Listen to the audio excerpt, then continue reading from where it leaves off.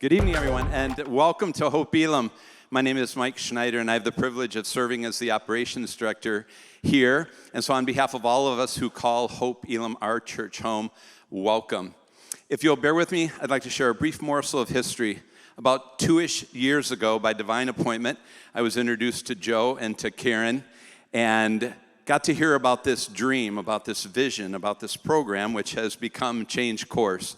And we sat out there, and we didn't even need to speak for too long for me to see the passion and just the drive in these two, and the desire to bring this program to fruition.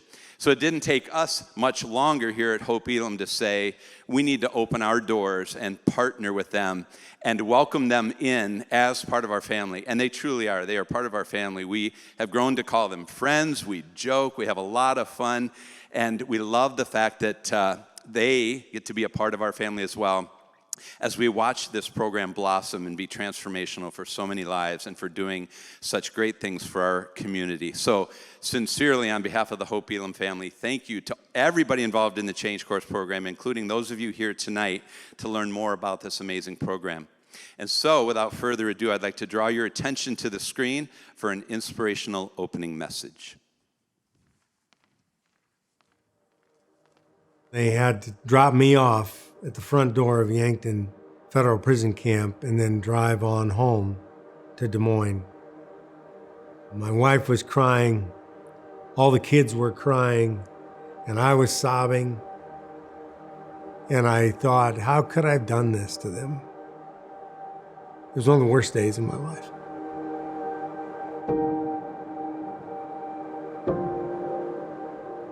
I truly couldn't believe I was here.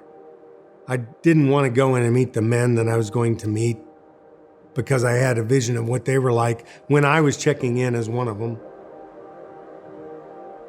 Once I got in there, I knew it was where I had to be. It was time to accept the consequences of the choices that I had made and do what I could to repair the damage that I had caused. After I got out, and I was working and things were going very well, I kept thinking of the men that were returning to prison. And they go back to the same exact community that they were just in, and nobody would give them a job, so what do? They sell drugs again. They steal. Within a year, 44% of them come back. Why should a middle-class white man have an opportunity that these men of different backgrounds don't have the same opportunity that I do? And they changed me. They changed the way I viewed the American dream. Not everybody has an opportunity. What if we change that? What if they got an opportunity like I did?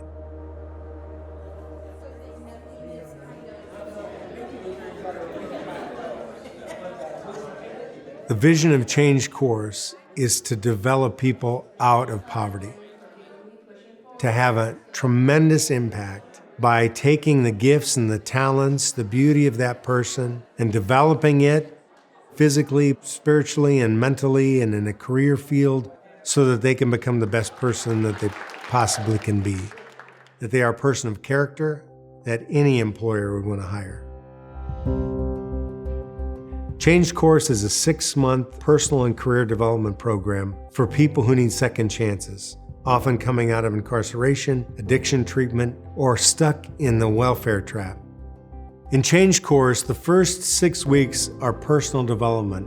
What are your strengths? What do you have to offer? Who you really are.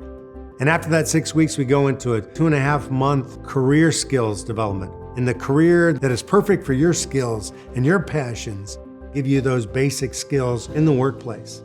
And then we go on and you get that career launch.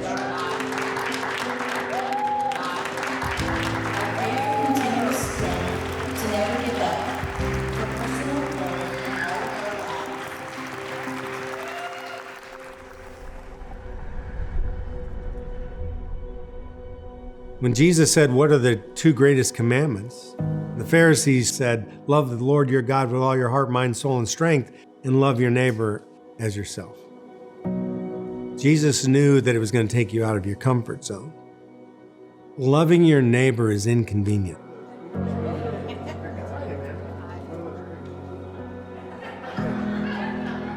It's putting your arms around them and walking with them for a period of time and teaching them not only how to be a good employee, but how do you be a good person? Teaching them that you have value and dignity just because you were born. And man, you have something to offer to this community that nobody else does. But what we do requires a lot of labor. It requires a lot of one-on-one time. And we need the personnel necessary to be able to do that as the numbers keep growing of those people who are come to our organization needing help. We need you to participate and give of yourself and give of your resources to truly make a change in this city.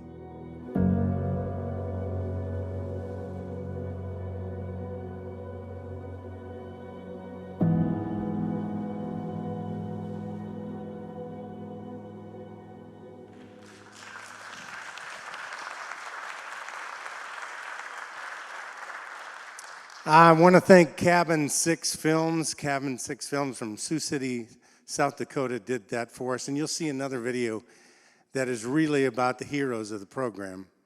One of the heroes of the program a little bit later. So hope you have your Kleenexes ready because you're going to probably need them. First of all, I want to thank Executive Outdoor Solutions. They have provided everything we need to do this today, so we're grateful. And there's other many business partnerships that we have here that provide for us every single month, give to our organization to help, and hire the people.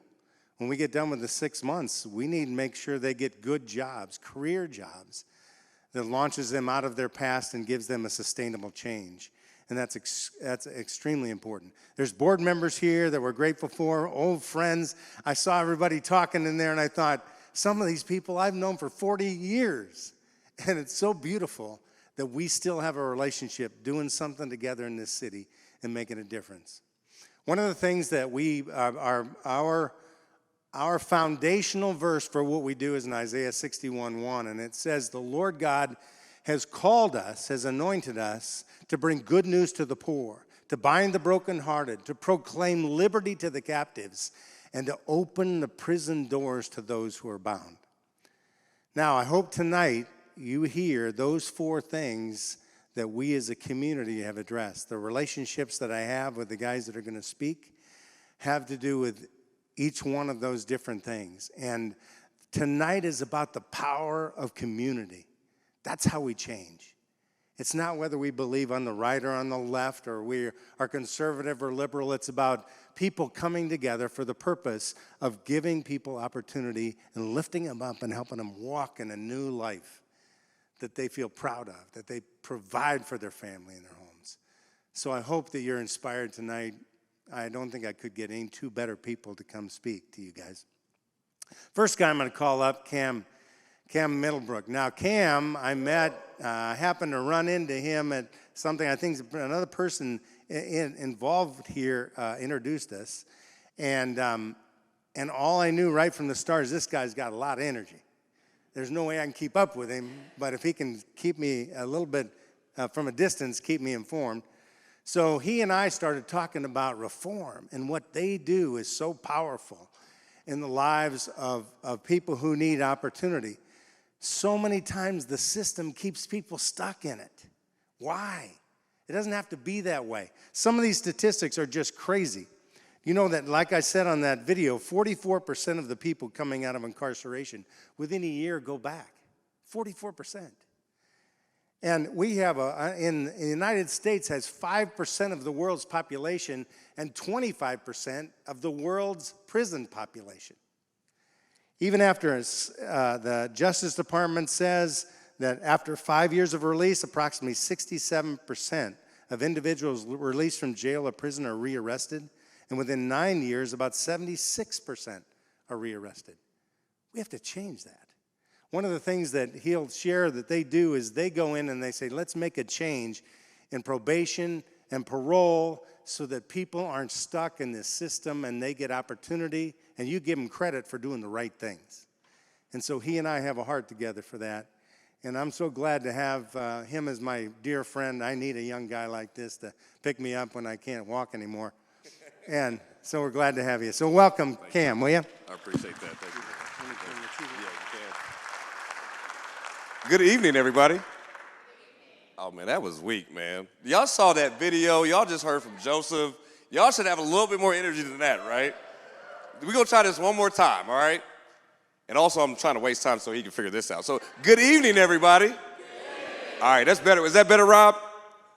Absolutely. All right. So, just a little bit about me while we run through some of these technical difficulties.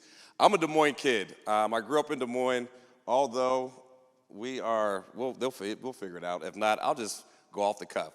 But I grew up in Des Moines in this neighborhood. I went to Roosevelt High School, grew up just on 14th Street south of Des Moines. I'm an individual that has spent time on probation myself. First, when I was younger, just getting out of high school, and then just a few years ago, right? How many people know somebody that's been on probation or on parole, right? Are these bad people that you know? No, they're people that made mistakes, right? Now, you're talking to somebody who's been on probation, but you're also talking to somebody who was the youngest serving member of the National Board of Directors for the NAACP from 18 to 22. At 22, I turned over my board seat and actually began working for the association as a regional director, the youngest to serve in that capacity. Throughout this entire experience, our focus has always been 5 game-changing areas. And I'll just name 3 because these 3 are going to be focus of the conversation tonight. But education, economic sustainability, and workforce development, as well as criminal justice reform. These are things that we know are going to help a society move forward and help an individual move forward, right? So when we talk about reform in just a second, you'll notice some transitions that are very similar to that. So here's a little bit about me. Like I said, we won't go into all of that. I kind of spoke to you a little bit about it. Been a member of the NAACP since I was 15, 16. Worked for the Evelyn K. Davis Center for Working Families here in Des Moines, just down the street, doing small business and nonprofit development. And then I've also served the community on the Civil and Human Rights Commission for about 7 years, 5 years as the board chair, and they actually just talked me to get back on it. Joseph, it's just another thing that I just couldn't say no to. But I'm not here to talk about me. I'm here to talk about Reform Alliance. Has anybody heard of Reform Alliance before? Now, there's some people in here that I know have heard of it before. Okay. So Reform Alliance started back in 2017. Has anybody heard of the rapper named Meek Mill? Some folks, you don't look like you listen to rap music. Okay, no worries. It's all good. It's all good. So Meek Mill is roughly the same age as me. He's about 35. And when Meek was in high school, Meek had a gun charge that put him on probation. So for the entirety of his life, from 17, 16 until 2017, he was on some form of supervision. But during this time on supervision, he became a multi-millionaire, a rapper, Grammy Award nominated, very successful while on supervision. He happened to be in the state of New York in 2017 for work-related reasons. But when you're in New York for work, you also want to have a little bit of fun, right? So he had some friends that rode motorcycles, and he hopped on a motorcycle, and he popped a wheelie. And that wheelie was seen by a police officer who gave him a citation. Now, if you or me do a wheelie, motorcycle, we'll probably get the same citation, right? But will we go to prison? No. But Meek was on probation. So that citation turned into a technical violation. That technical violation turned into a revocation hearing with the judge that put him on probation in the first place. That judge decided to send Meek Mill to prison for 2 to 4 years for not committing a new crime, for a violation of his probation. Now, we think that's just pretty crazy, right? This happens all the time across the entire country. Now, but Meek was in a position of influence. He had very influential friends. Michael Rubin at the time, who's now our board co-chair, was the president of the Philadelphia 76ers, his hometown team. Michael Rubin is a white gentleman who became a billionaire.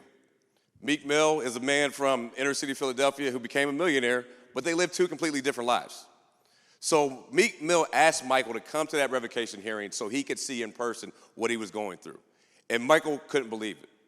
So while Meek was in prison serving those few years, they began to have further dialogue about how could we change this. They knew that they could get Meek out of prison, right, because of the other influential friends that they had. People like Robert Kraft, who now sits on our board, and individuals like Jay-Z, that's Beyonce's husband, okay. Okay, you knew that one, okay. Other individuals like Laura Arnold, who wanted to get engaged in criminal justice reform, and they did get Meek out of prison. But the question remained, what about Meek's cousin, who doesn't have these influential friends? What about the kid that grew up down the street from Meek, who never got out of the inner city, but still has to live with these trapdoors of probation and parole.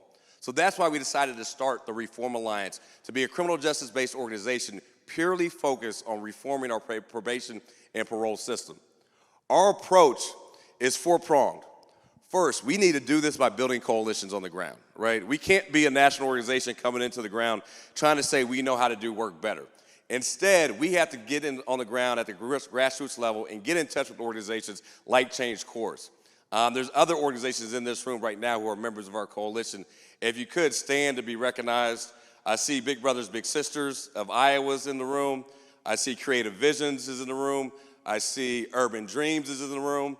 My brother Rob Johnson, who's helped us out on many occasions with his Juneteenth organization, is in the room as well. We do this at the grassroots level, understanding that we have to have organizations that are doing the direct service. We also have to have organizations that are right of center. We have to have organizations that are left of center.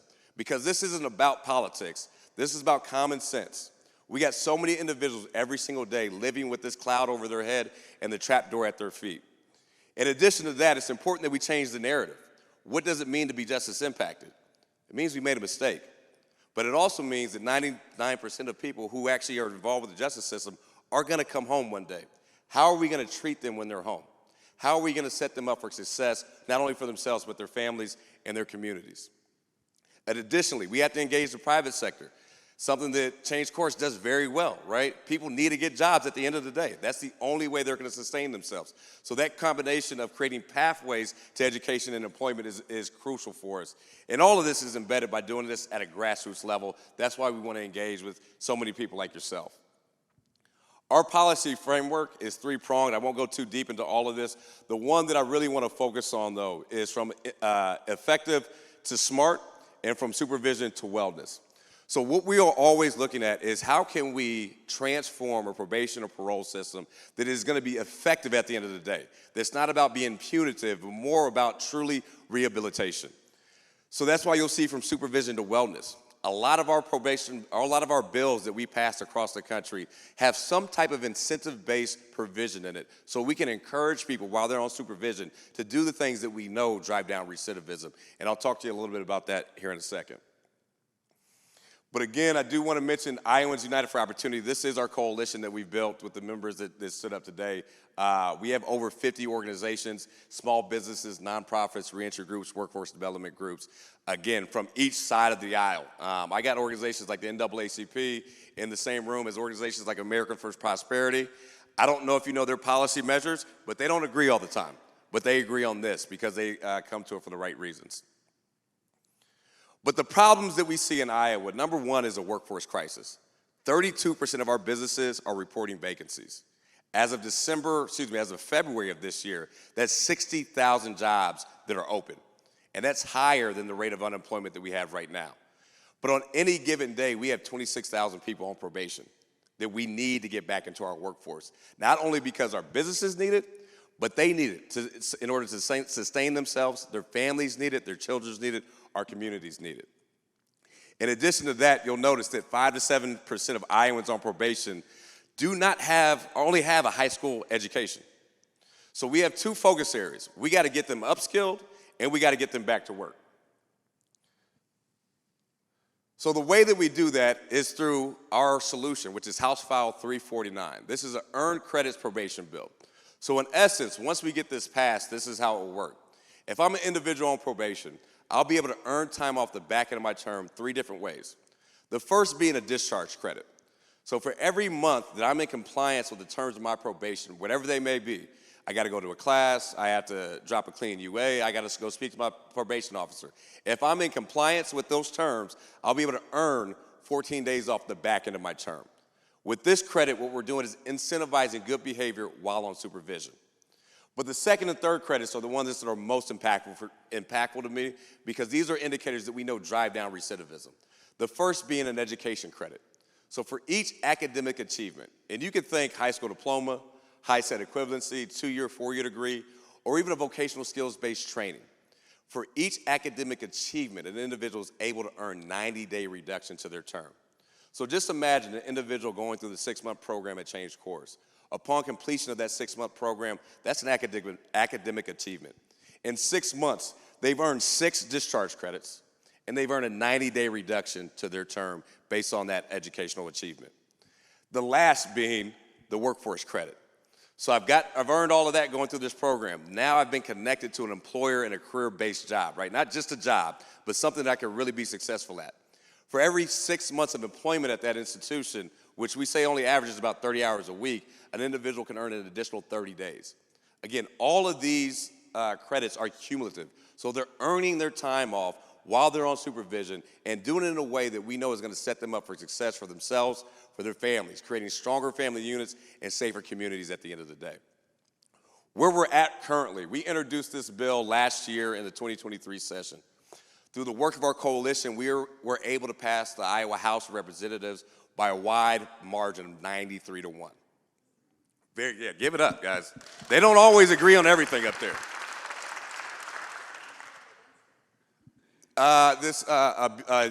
Somebody from Warren County, she's a lovely lady, but I don't think that she understood everything that we were doing.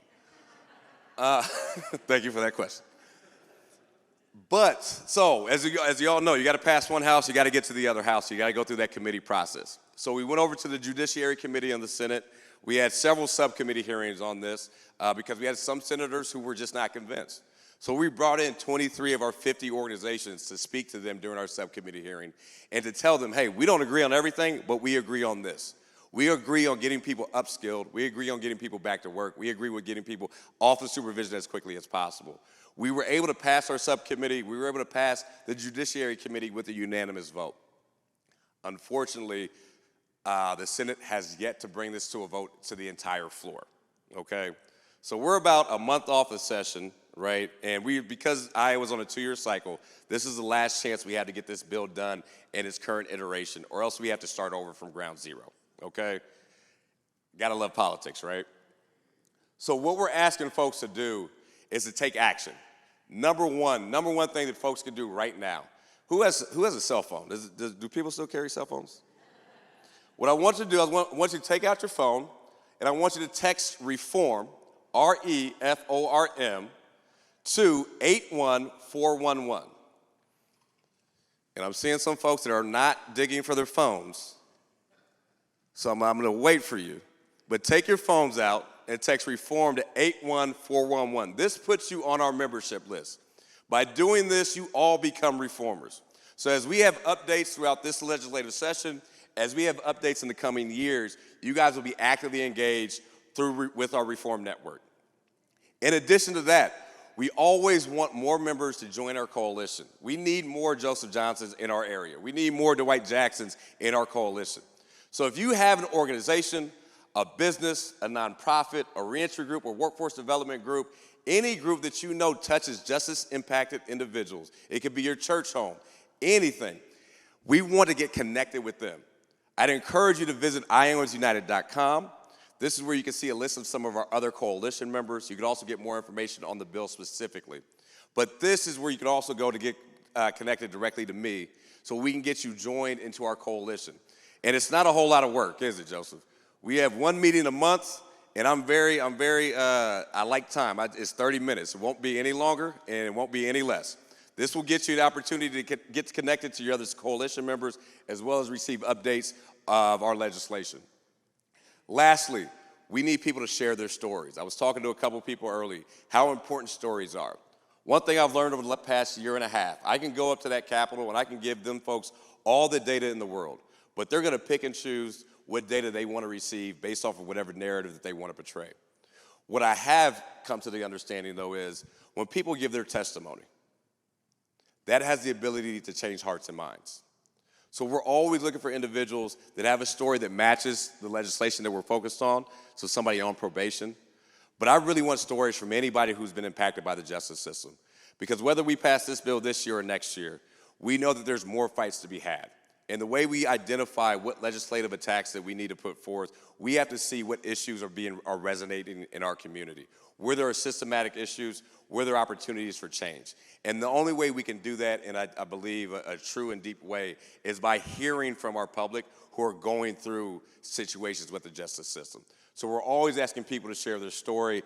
You can share your story at reformalliance.com/story, or if you go to the iowasunited.com page, there's a link to share your story there. But again, I want to appreciate you all for listening to me jabber on for a little bit. Joseph, it's been a joy to build this relationship with you personally, but also with our organizations. And again, I'm going to have my table. I know some of y'all walked right past my table earlier, but now that you know a little bit more, I expect to engage with some of you as you leave out of here today so I can get you a little bit more engaged in what we're doing with the Reform Alliance and Iowans United for Opportunity. But again, thank you for your time. Excellent. Thank you. Thank you. Good job. You see why I like to be along with that guy. We get things done. I want to just share with you the next speaker that's coming up is a guy I've known for almost 40 years. And ever since I've known him, you can see that Cam really focuses on that last part of our verse. That's to open the prisons to those who are bound. And the next guest that's coming up, Andy Bales, has committed his entire life to the poor. He's given his life to bring good news to the poor. There are few people, there's only 10 people who have ever received the Charles Colson Freedom Award from Biola College, and Andy just received it this year.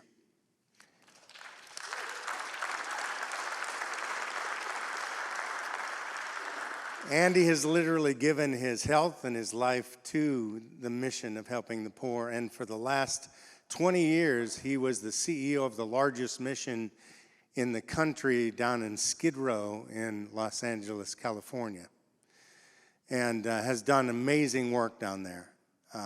Butt heads with government officials to get things done and make changes, and tireless effort. And his wife said, we got to get back to where our grandkids are. So she pulled him back here, and I am really excited to hear what Andy has to say about the power of community. So can we give him a round of applause?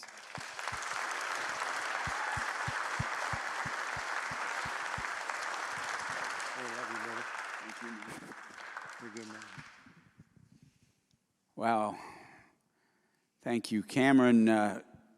I say amen to everything you shared, and that's what I've been speaking to public officials about and government leaders, and I'm still battling them from afar and from near because I believe people can not only be transformed but be productive again, and we do a disservice when we don't help people become productive again.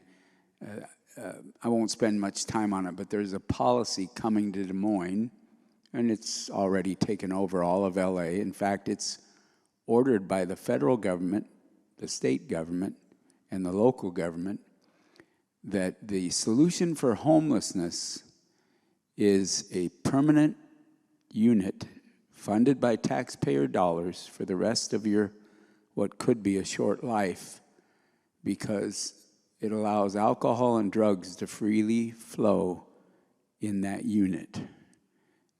That is the rule. So if you take government money of any kind, you have to allow hard drugs, fentanyl, heroin, everything, to freely flow in your unit. And people will argue with me and say, no, that's not true.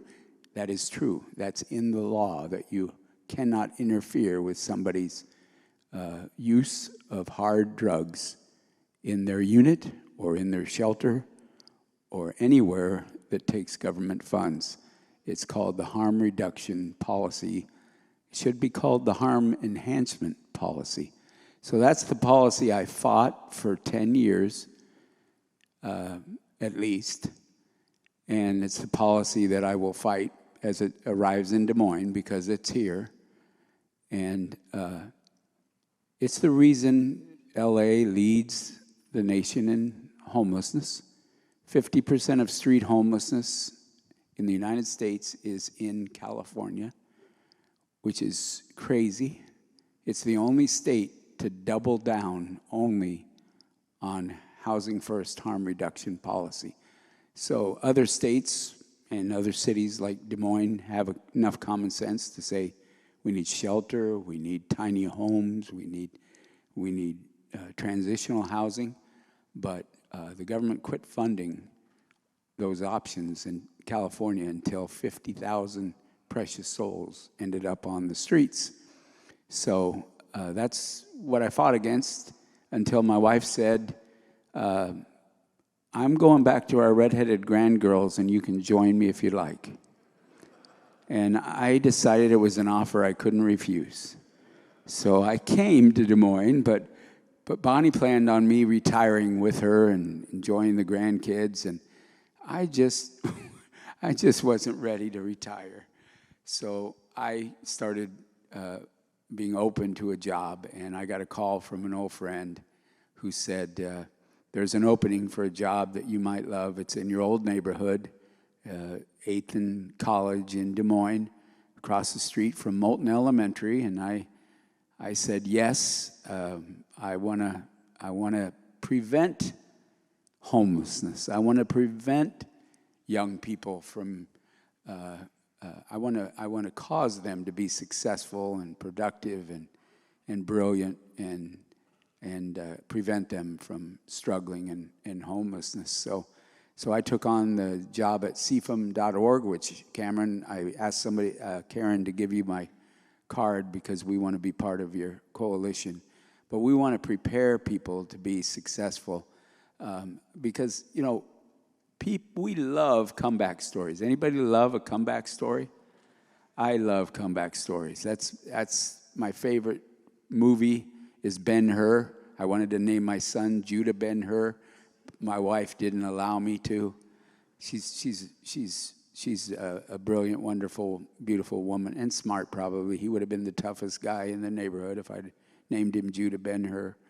But I love the Rocky story. I was thinking about it, I don't move too good, but I can really swat, And then Mick saying, you could have been the contender.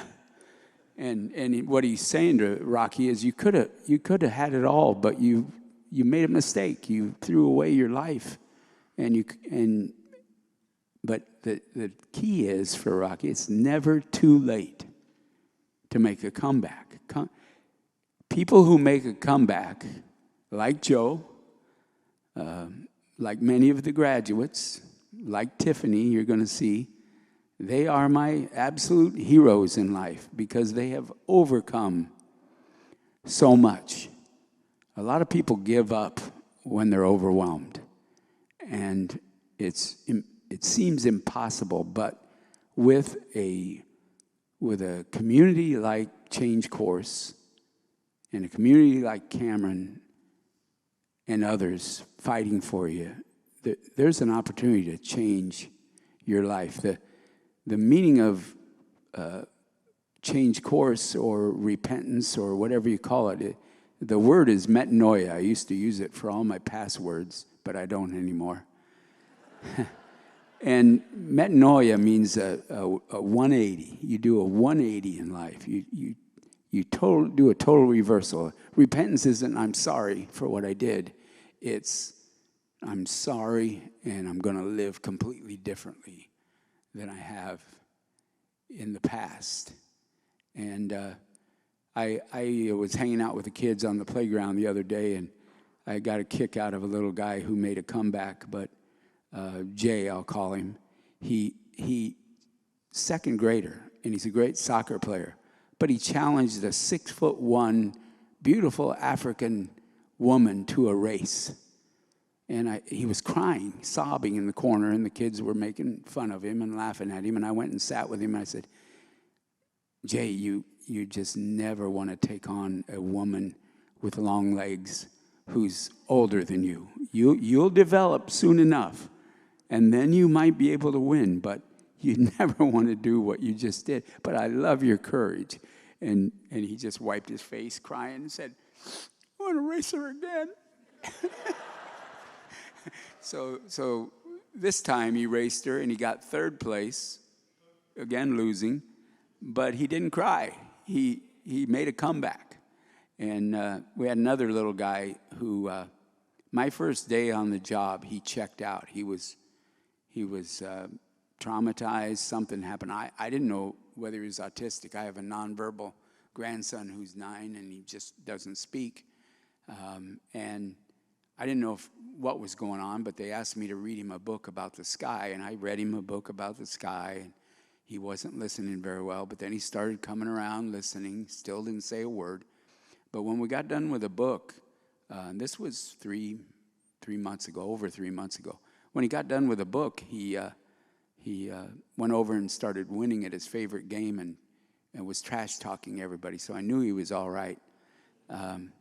But 2 days ago, we had a birthday party for all the kids in our group at CFM, the Haven, and this young man came up to grab his cupcake, but I handed him a birthday bag because it was his birthday, and he took it and he gave me the biggest hug I've ever experienced. And you know,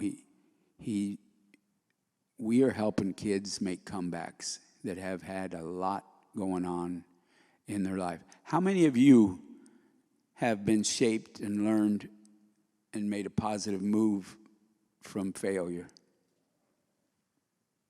I can't see your hands, but I know that failure sometimes lets you start again, this time a little more intelligently, with a lot more wisdom. And that's what happened to me. I was a good kid. I was an athlete. In fact, my pastor Tom Allen's here with his wife Judy. He'll remember my great illustrious boxing career, but yesterday I was saying, I need to find my buddy Timmy Green, because I think I saw him at the prayer breakfast, at MLK prayer breakfast, but I didn't say hi. And Darlena, my office manager and operations person, said, you'll see him around town. And I go in there to get desserts, and I walk by, and I look up, and I reach up to this very tall young man and shook hands with him, and it was Timmy Green, my boxing buddy that I prayed for to see again yesterday. And I told another story about Timmy a week ago, because we have some Muslim workers in our after-school program, and they're on Ramadan, and they're fasting for 30 days. And I told them the only time I fasted for 7 days was before my boxing match, and I did it because I wanted to avoid Timmy's weight. I didn't want to box Timmy. So I talked about you twice in the last 2 weeks, Timmy. But I was a good kid, and I went away to college to be a pastor, a senior pastor, or the next Billy Graham. I really thought I'd be the next Billy Graham. But I stood up in class to give a speech, and I passed out against the chalkboard from nerves. So I lost confidence in being the next Billy Graham. And I became a youth pastor, and I found out youth pastors stay young by hanging around the young people, but they die young from trying to keep up with them. So I became a teacher, and the years of teaching changed my life, because I was at the stage where I'm not where I want to be. Anybody else ever been there? I'm not where I think I need to be. I'm just not who I want to be. There's got to be more for me. And I was teaching at the Christian school and working a part-time job at the parking lot downtown. And the kids made fun of a young person in my class. I've always had a heart for the underdog. I've just always had it. I think it's because my dad had a heart for the underdog, because he was homeless himself from 4 to 17. And he just never tolerated any racism whatsoever. And I just came about it by learning from my dad to not tolerate racism or bullying. But they were picking on a young person. I did what most teachers might do. I said, knock it off. Don't treat somebody like that in my classroom. But I thought about it, and I thought, if a young person who feels like a loser can't find love in this Christian classroom, where in this tough world are they ever going to find it? And I went home, and I studied my Bible, and I found Matthew 25, verses 31 through 40. And I came back to the kids with a adapted version for the kids. And I shared them that when the end of time comes, Jesus and his angels will return, and he'll gather the nations before him, and he'll separate the sheep from the goats. And to the sheep, the righteous, he's going to say, come inheritance, come take the inheritance prepared for you since the creation of time. For when I was hungry, you fed me, and when I was thirsty, you gave me drink. And when I was naked, you clothed me. And when I was sick and in prison, you came to visit me. And when I was a stranger, you welcomed me. And that stranger, that translates to migrant, translates to alien. Jesus isn't pulling any punches about who you're supposed to welcome. Christians, if we're true Christians, we don't care what the government partisan politics says. Let me say it that way. We're in the kingdom of Christ, and we follow Christ first of all. So, and he said, whenever you do this for the least of these, you do it unto me.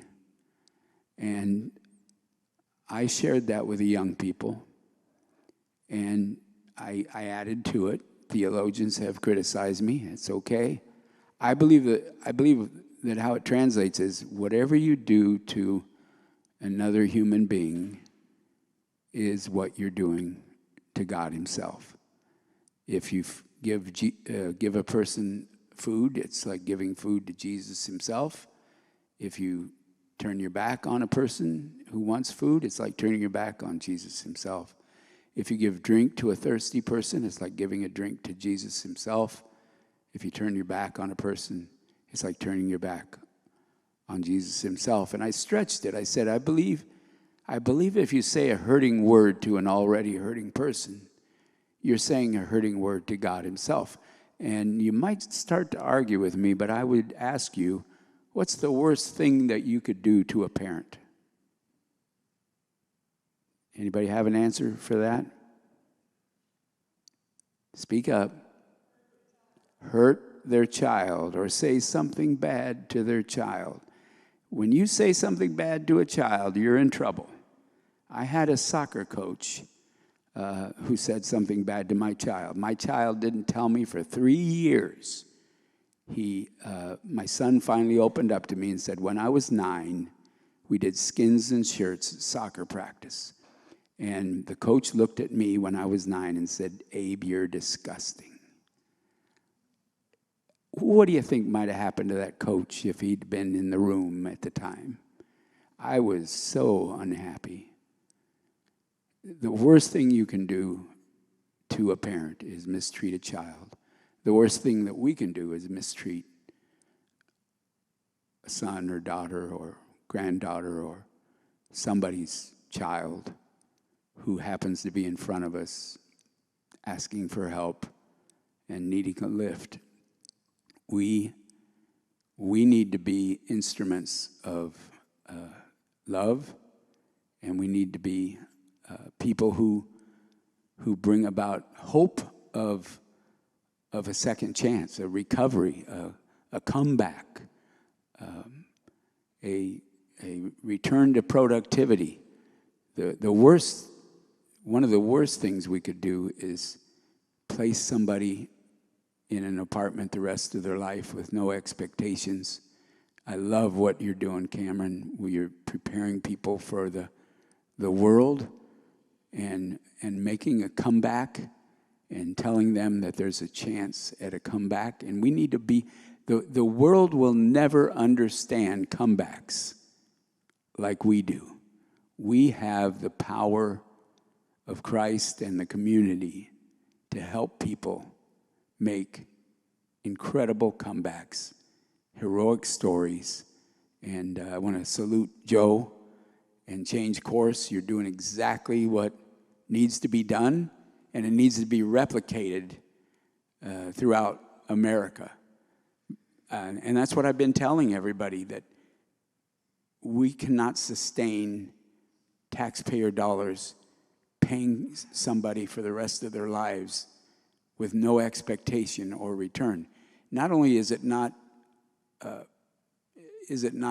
affordable, right? There's not enough money in the world to do that with every person who's struggling, but it's a disservice, complete disservice to the person you're helping to make it all about charity with no expectations and accountability.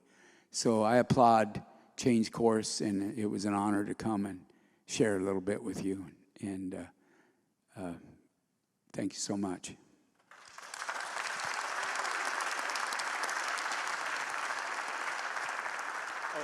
I had one more verse I wanted to read.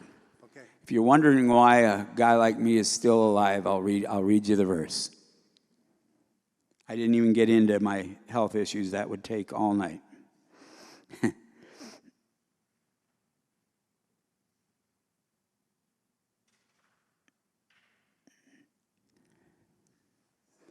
This is why not only my wife Bonnie has kept me alive, but gave me a kidney on Valentine's Day 12 years ago. But blessed is the one who considers the poor. Psalm 41, 1 through 4. Blessed is the one who considers the poor. In the day of trouble, the Lord delivers him. The Lord protects him and keeps him alive. He is called blessed in the land. You do not give him up to the will of his enemies. The Lord sustains him on his sick bed. In his illness, you restore him to full health. As for me, I said, O Lord, be gracious to me. Heal me, for I have sinned against you. When I read that the first time, I thought, that has my name on it. Thanks, Joe.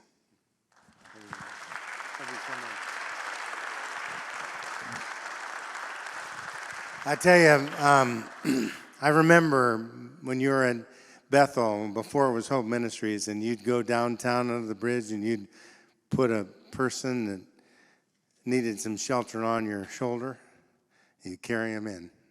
You've done that all your life, and you've given much of your health for them, and I can't tell you how much I admire. You're inspirational to so many people. So thank you, Andy. Really appreciate you.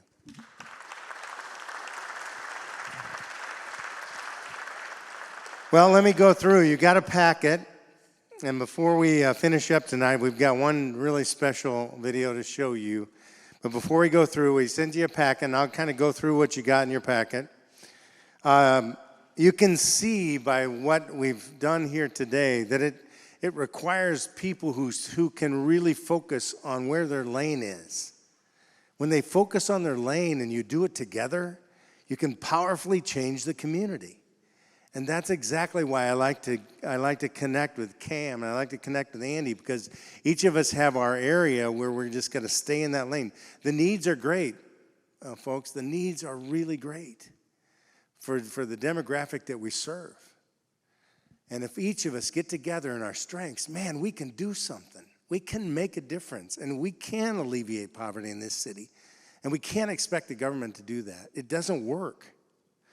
So a couple of things you'll see a little sticker for you to put somewhere, so people say, what is that? You can tell them. How to get involved. There's with Change Course. This is our cycle of community. So if we are going to describe how this cycle of love happens and how we bring people in, and the cool thing is, this outside is where the participant, the inside is those of us that serve the participants, including the allies. There are many volunteers that are here that have served these people also that are here with us tonight. And man, without those people, we couldn't do this, because they build that relationship with them and encourage them as cheerleaders through the whole 6 months. And I mean, they're their backbone sometimes when they're struggling. And then the cool thing is, after they've gone through that, many of them say, how do I get into the inner circle and I help somebody else? Because the last thing we do in graduation, and you saw a little picture of graduation on that video. It's a beautiful thing. It's right here, and it's like an amazing event. Please come if you have time. It'll be May 4th is the next one, 2 o'clock. But you're so encouraged by the stories of these people and their courage to do it. But then they want to come back, and we ask them, okay, now how are you going to give back? The community did this for you. What are you going to do for your community? And right here, represented, like Cam said, there's some tremendous organizations in this room that are doing great work. And so we described that a little bit. This is the pamphlet you can give out to somebody who maybe needs help. And then all the card inside the envelope, there's an opportunity to give if you want to, the traditional way, or there's on the other side, there's a QR code with the smartphone, and there's a comment card. And there's an envelope, and you could either drop it in a box that's out there afterwards or send it to us, whatever you want to do. And then one last thing that's super exciting. We have loved being here at Hope Elam because we could not be here without their help. When we started this up, my wife and I looked at each other and saying, we don't have any idea what we're doing. This is the scariest thing. But we're trying to be obedient, right? We felt like this is what we're supposed to do. This is what we're supposed to do because it's not right, and we got to change it. And we know what it means to change because people wrap their arms around us when we're at the bottom. And you know what? It gave me an opportunity to have a job that I was able to succeed in. Why shouldn't everybody have that, right? And so we knew it was something we had a passion for 25 years, and we knew it was time, but we're scared to death. And Hope Elam came through saying, you can be housed here. We'll teach you what we understand. We'll be your partner. If you struggle, we'll help you out. And sure enough, they have. But God decided to gift us with something. A beautiful couple came to us and said, God wants us to have you use a building at no cost to you. And that building, we got a picture of it, I think, right there. Isn't that exciting? Right in the heart of poverty. 6th and Allison, just a block south of Hickman. You might have known a Neighborhood Finance Corporation, it used to be. And I'm telling you, it is, I had Mike who came up here. I said, Mike, you got to come see and give me your advice and stuff. He said, this is great. It's in great shape. This is ready to go. And so they're all excited for what's happening, and they've been such an encouragement. And here's the awesome thing. We graduated 21 people in our first year out of poverty. Their average wage went up 209%, right, and with benefits. Now we're in our 3rd class. We're going to graduate about 13, but this class now in July that's coming, we've got more applications than we ever had. They're flooding in. The drug court's sending them to us. The juvenile court's sending them to us. The Polk County attorney is involved. I mean, all these different places that say, we need help. And it works. What you're doing works. We're going to send people. And you know somebody who's struggling, who can't seem to make ends meet, and they have a background that doesn't allow them to get a career job. That's why we're here. And the people that we connect with, the businesses we connect with, say, you've taken a lot of the risk out because they've proven in 6 months they're ready to change. We'll hire them. And I said, you got to hire them for a high enough wage. They said, no problem. It's so cool what's happening. And so that gift is just like, oh my goodness. You can't.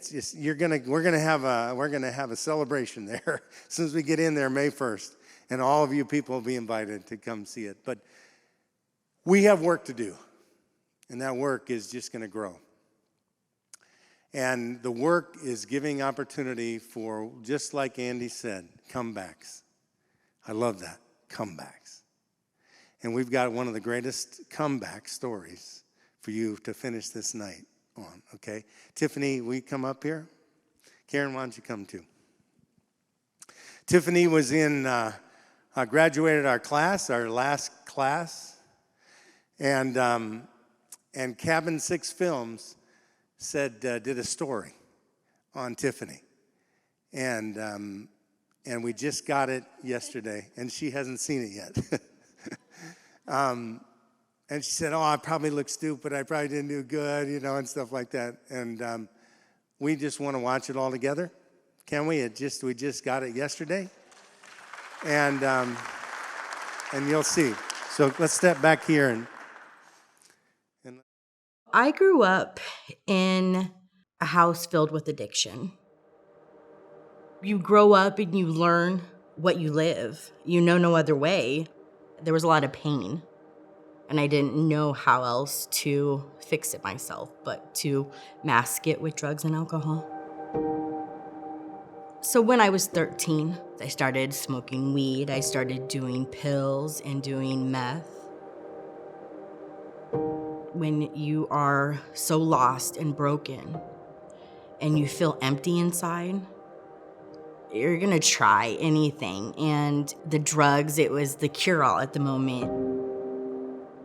I was a drug addict. I was broken. I was a bad mother. I was lost. My hole that had been dug and that I dug myself was so deep, it was really hard to find a way out. I tried to kill myself, but the rope broke. I didn't know any other way. I didn't know what else I could do. I ended up on the streets, homeless, on drugs, for 4 years. It was 2021, I overdosed. And I woke up and I still shudder at the blackness and the emptiness that was surrounding me during that moment. And I realized that that's not how I wanted my life to end up.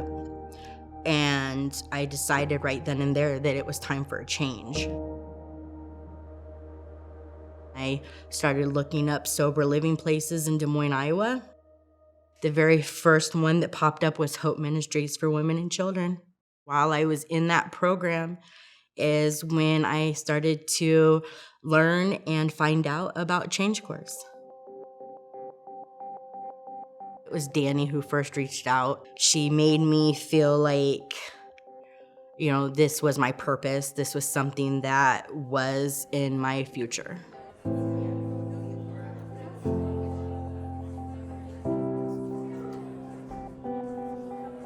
You dedicate a 6-month time frame to change your life.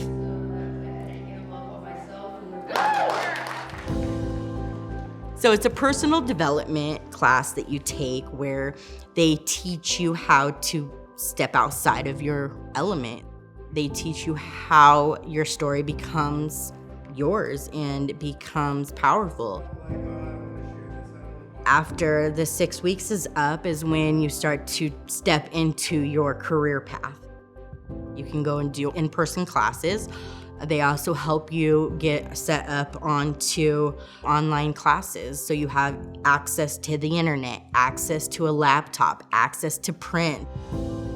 So during the time where you have sessions with your coaches, you're able to narrow down the path of what career choice that you want. To do different classroom assignments to help you find your strengths and your weaknesses. And that helps you understand what you might enjoy in a career. They invite a bunch of people in. They're able to talk about their jobs and their careers and give you a visual of people in the professions that you might want to be in. It created a confidence that I had lost a long time ago. I pray for continuous strength to never give up, for personal to know that I'm not just stuck in one place and I can do whatever I set my mind to.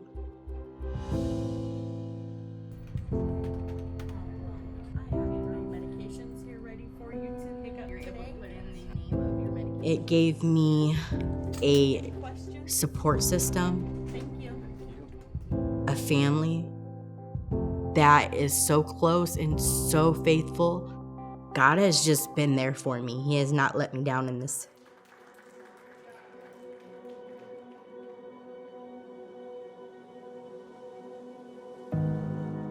A lot of the leaders that I have met are just doing whatever it can to survive, but there's so much more to them than that.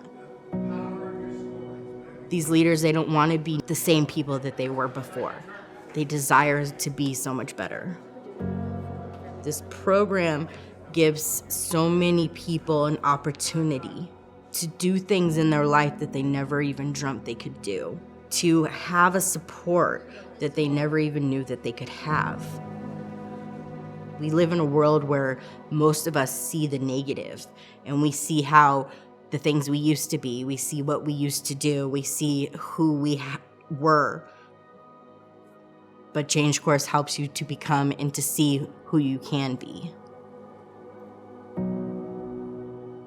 I am somebody that others look up to in so many better ways than what I ever could prior to these moments. I'm somebody that my children love again, that my parents love again.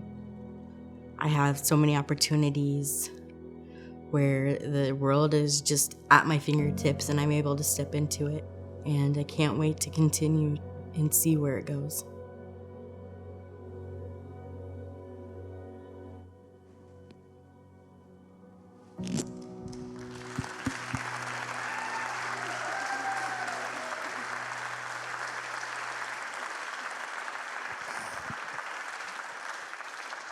She didn't know I was going to do that to her.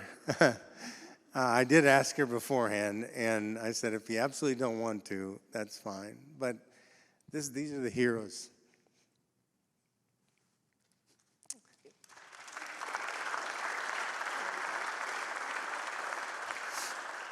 That's why we do it, right? And there's a lot of Tiffany's out there, and we need to reach them. And we need to bring them in, and we need to say we love you, and we'll walk with you. And Tiffany now is going to be helping us out. She still shows up at family gatherings, and she encourages the new people. And she's a pharmacist tech at Walgreens now, and she's just moving on up, right? That's what it's about, right? That's what it's about.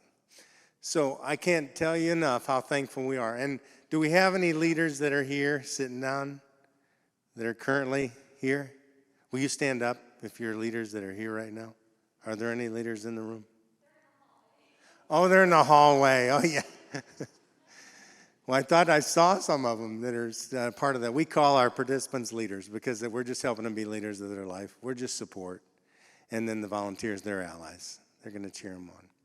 So thank you. I hope that you're inspired tonight. I hope that you realize that change means that you're going to be inconvenienced. If you want change, you've got to be willing to be inconvenienced. You've got to wrap your arms and walk with people. You can't do it from a distance throwing money at it. You got to meet them. You got to realize that we're a lot more alike than we are different.